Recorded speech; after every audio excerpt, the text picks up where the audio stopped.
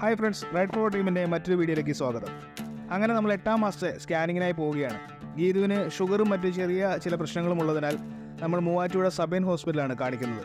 Delivery സംബന്ധമായ കാര്യങ്ങൾക്ക് നമ്മുടെ നാട്ടിലെ തന്നെ ഏറ്റവും ബെസ്റ്റ് ഹോസ്പിറ്റലാണ് സബൈൻ ഹോസ്പിറ്റൽ.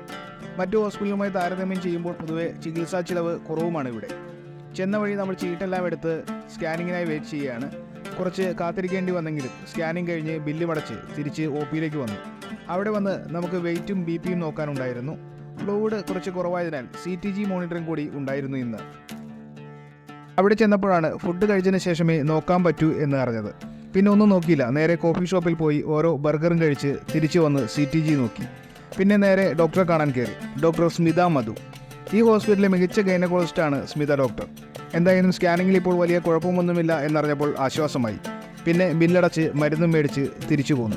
ഇനി 2 ആഴ്ചയ്ക്ക് ശേഷം ഡീറ്റെയിൽ സ്കാനിങ്.